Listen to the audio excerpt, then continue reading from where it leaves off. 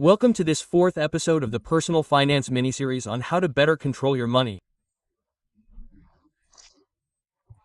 Today we're going to talk about credit cards and credit in general, because using credit wisely is key to having good finances and, above all, good investments. Because many times, for example, if we have a traditional credit card and we don't pay it on time, we'll be charged interest of 40, 70, 100, or 140% per year. And many times, a mistake as simple as failing to pay a credit card when it was due can harm all the investments we made during the year. That's why I want to dedicate a chapter to this mini-series so that we can learn to manage and be aware of when we should have good debts. For example, when we have a credit card that we pay on time or a bad debt, which is a card that we never pay and that causes us gigantic debts and in the end we don't even know how to get out of them. So, we have to be very careful with this. First of all, we have to lose our fear of credit, because if we lose our fear of credit, we will simply learn how to better use this tool, which is often quite good, and of course, it will help us get better results with our money, because many times we will leverage ourselves and what we will do is take money from someone else and make it grow.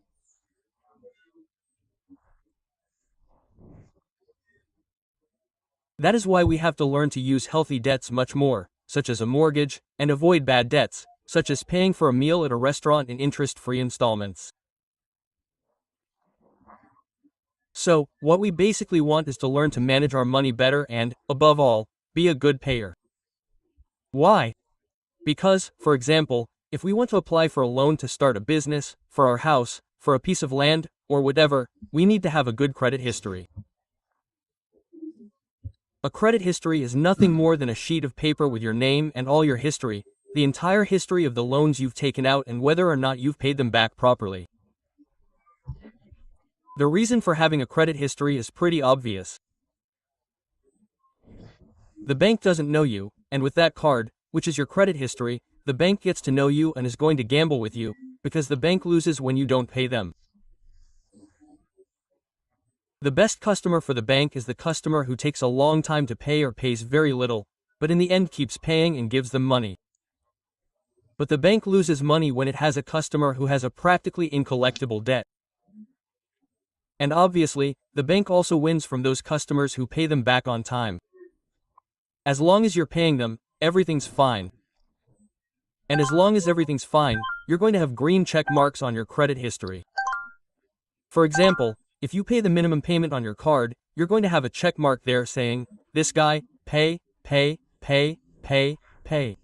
What you don't want is to keep paying because then you're going to have problems, and more problems. So when you want a new loan, what do you think a new bank is going to tell you?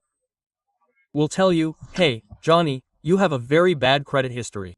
I see that you took out a credit card here that you haven't paid off. I see that you haven't paid off your car in so many months. I see that you haven't paid off this loan that you took out to remodel your house either, so I'm not going to lend you the money because there's a very high possibility that you won't pay me back and therefore they won't lend you the money." Quote.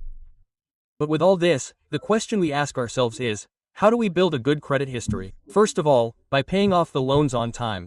If you have a credit card, for example, that you used to spend things on, you bought this piggy bank in January, you have to pay it off in February. Remember that you generally have 1 month to spend on it and 20 calendar days to make the payment on that card. As long as you pay off your credit cards on time, you'll get nothing but good things and rewards. So that's where the need comes in for learning how to manage our credit cards. And if this is advice from my friends, if you absolutely don't know how to manage credit cards, you have a hard time, you're in the credit bureau, stay away from cards, manage everything in debit or cash because you can have very serious problems and debts often snowball. And I'll give you an example. On average, a person who only pays the minimum balance on a card can take up to more than 7 years to pay it off. Imagine, you bought an iPad, but you only paid the minimum payments. How awful to still be paying it 7 years later, when maybe this thing won't work anymore. So, that's why it's very important that you start building a good credit history. And how do you start it? The best way to start a good credit history is through credit cards.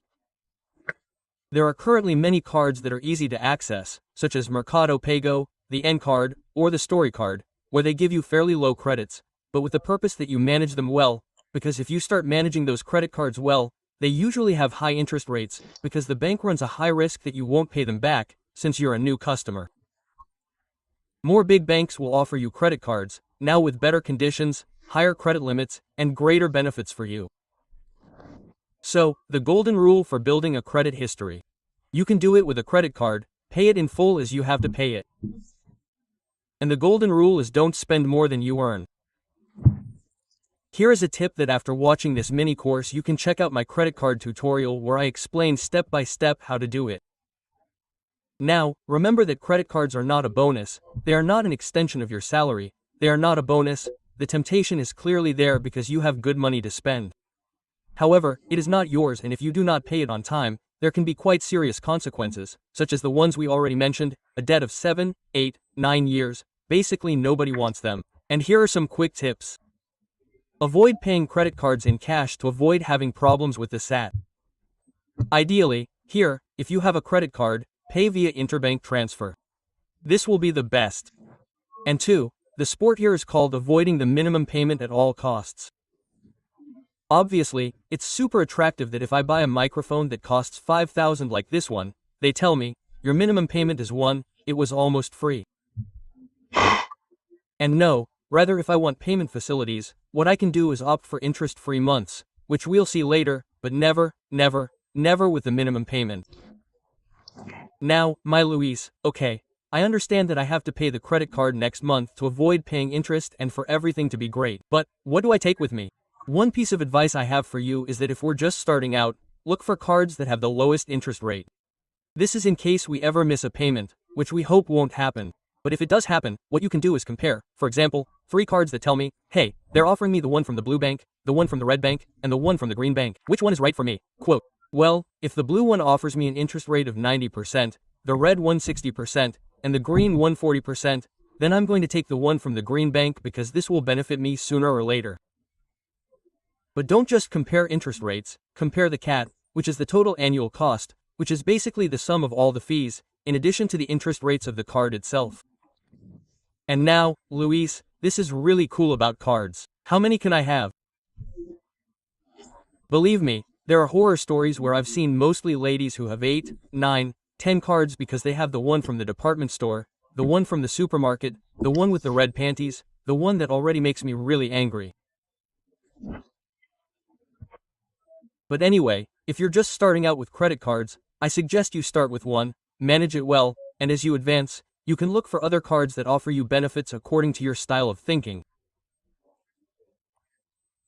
But just remember to pay your credit cards on time, because otherwise you'll pay very high interest. And here are some golden tips that I'm sharing with you. 1. Standardize the payment dates of all the cards you have, because many people have one card that cuts off on the 4th, another on the 0th, another on the 12th, another on the 21st, another on the 29th, and you'll get confused. The best thing to do here is to call your bank and say, look, I want my card's cutoff date to be the 10th. So, you already know that your cards will cut off on the 10th and you have until the 30th to pay. This is a really good tip that I'll give you and it'll help you have more control over your money.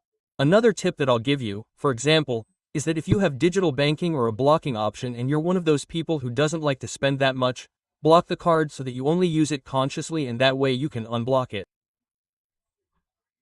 Another tip to help you avoid spending too much on your credit cards is to intentionally keep your credit limit low so that you don't overspend. For example, if you have a high credit limit for emergencies, I can tell you to keep that at home, in a very safe place, in a super hiding place, and use it only for emergencies, or just keep the digital card. That can be a pretty good thing. Now, what types of cards are there? Let's quickly take a look at them. First, we have the fintech segment, which are the easiest to get and have the lowest credit limit. These are ideal for those who are just starting out with cards. Then come the classic ones, which are also usually affordable, don't ask for many requirements, but the interest rates are still quite high. Notice how we're going to move forward and the interest rates are going to go down. Now, here we have the cards with no annual fee, which also have high interest rates. However, you're already starting to see the benefit of not paying an annual fee for not using it. Then there are the cashback cards, which are a bit more advanced. They don't give them to just anyone at first, but they're a great thing because you start saving money here. For example, if you have a card that pays you 2% cashback, that's great because if you spend $1,000 somewhere, you've already earned $20. If you spend $100,000 in a year, you've already earned $200. And that's something pretty good that no one gives you for free. Then come the more advanced segments that do ask for a certain number of deposits. First are the gold cards, then the platinum cards, and then the exclusive cards. The only difference here is that the higher the annual fee, the more benefits, and the lower the interest rate. What I recommend here is that when you have gold, silver, or exclusive cards, look at the benefits they're going to give you, whether they're that give you rewards on trips, bonuses for your purchases, or many other things. Here, the best credit card is not the one that I suggest, but the one that adapts to your needs. That's something you should remember. The best credit card is the one that adapts to your needs. Now we're going to finish. Bear with me, but this is very important. What about interest-free months? Interest-free months are an excellent tool to be able to defer our purchases, and in that way, it's not such a heavy burden and, above all, we won't have to pay interest. If you're going to buy a computer for 12,000 pesos and you're going to defer it for 12 interest-free months, it's very convenient to pay 1,000 pesos each month. But the catch is that you might miss a payment and then you'll have to pay interest, and that's it. So, if you're going to have interest-free months, make the payments when you have to so that it really is a good purchase deal. And after that, another tip that I can give you. Buy in monthly installments without interest, only what will last you after you have finished paying for it or before you use it. For example, I can pay for a vacation in 6 months without interest before I leave, because if I go on vacation and have to pay 6 months later, it will cost me a lot. I made this mistake, I will never do it again in my life. So learn from it, and of course do not pay for a restaurant. Do not pay for groceries or fast-moving goods in monthly installments without interest. Only those things that will last you, like a table, a piece of furniture, an electronic device, right? Well, this was a very quick class on credit cards and how to manage credit. If you want to delve even deeper into the world of credit cards, remember that I have a dedicated video on my YouTube channel that you will find in the video description. And of course, let's go to the 5th chapter of this mini-series, which is about debt, a difficult topic, a complicated topic, but we all have to learn it. So thank you very much for subscribing to the channel and for giving me a like. I send you a big hug and see you in the next one.